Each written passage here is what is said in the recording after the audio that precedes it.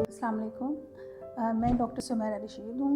मैं as an associate professor Fatima Memorial Hospital में काम करती हूँ और इसके अलावा अपनी प्राइवेट क्लिनिक्स पर भी अवेलेबल। आज बात करते हैं एलईडी मास्क और एलईडी लाइट्स की। वेरी मच इन फैशन, लोगों को काफ़ी सारे इनके नामों का पता है। ये हाइड्रा फेशियल की मशीन का एक हिस्सा हैं, क्योंकि बहुत से स्टेप्स होते हैं, तो उन्हीं स्टेप्स के अंदर एक एलईडी लाइट्स भी होती हैं। ये मास्क की सूरत में अवेलेबल हैं, लाइट्स की सूरत में अवेलेबल हैं। अच्छा, ये स्किन में कैसे पार्ट प्ले करती हैं और इस सिलसिले में क्या रोल प्ले कर सकती हैं स्किन की बेहतरी में, आज आपको यही बताना मेरा मकसद है। देखिए, ये जो एलईडी लाइट्स होती हैं ना, ये 3 बेसिक कलर्स की होती हैं, जो कि ब्लू है, रेड है और ग्रीन है।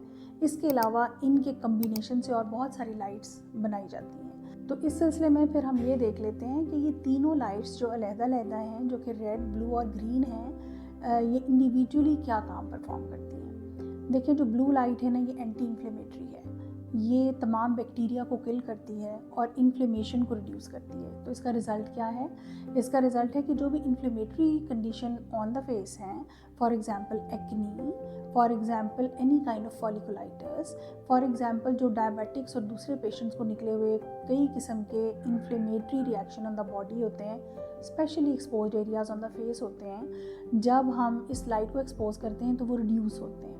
कि जहाँ तक ट्रीटमेंट का ताल्लुक है, इन तमाम कंडीशंस का जिनका मैंने ज़िक्र किया, कुछ दवाइयाँ देनी भी ज़रूरी हैं, लेकिन उनके साथ ये लाइट आपको कॉम्प्लीमेंट कर सकती है, उन सारी ट्रीटमेंट का असर को इन्हेंस कर सकती है। तो इसलिए ये भी साथ साथ इस्तेमाल की जानी चाहिए। दूसरी 2 लाइट्स रह गई, वो हैं ग्रीन और रेड। देखें, green light decrease the pigmentation, लिहाजा हाइपर पिगमेंटेशन के जितने पेशेंट हैं, जो कि हमारे कंट्री में, हमारी रेस में बहुत कॉमन हैं, जो कि मलेज़मा की शक्ल में है, ये इस पिगमेंटेशन को रिड्यूस करने के लिए हम काम करते हैं। थर्ड लाइट टाइप हो गई रेड लाइट। रेड लाइट जो है वो कोलेजन को इन्हेंस करती है, इंक्रीज़ करती है, और कोलेजन की इंक्रीज़ होने से स्किन की इलास्टिसिटी इंक्रीज़ होती है, और ये इलास्टिसिटी एक्चुअली एंटी एजिंग के तौर पे काम करती है। इसलिए इसका लॉन्ग टर्म और कंसिस्टेंट यूज़ वो आपको एंटी एजिंग के तौर पे सर्व कर सकता है।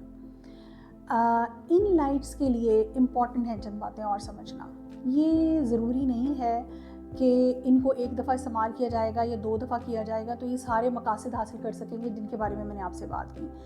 एक्चुअली स्पीकिंग, जिस तरह स्किन की केयर के अंदर, हर तरह की दवाई के अंदर कंसिस्टेंसी की ज़रूरत होती है, इसी तरह ये ज़रूरी बात है कि इन लाइट्स को भी आहिस्ता आहिस्ता ट्रीटमेंट का पार्ट बनाया जाए, ताकि हम अल्टीमेटली वो रिज़ल्ट्स अचीव कर सकें जिस मकसद के लिए हम इसको यूज़ कर रहे हैं। इसका टाइम क्या होना चाहिए, क्योंकि बिला आखिर ये लाइट्स हैं, ये आपका अटेंडिंग डॉक्टर आपको डिसाइड करके बताएगा। आपको डिफरेंट लाइट्स के अंदर क्या कम्बिनेशन करना चाहिए, क्योंकि जैसा मैंने आपको बताया, डिफरेंट लाइट को कंबाइन करके हम बहुत से और कलर्स एक्वायर कर लेते हैं, जैसा कि पर्पल कलर, जैसा कि पिंक कलर। इन सारों के मकसद भी कंबाइन करके डिफरेंट हो सकते हैं। तो ये बेहतरीन तौर पर आपको आपका डॉक्टर सजेस्ट कर सकता है कि कौन सी लाइट किस स्किन टाइप के लिए बेहतर है।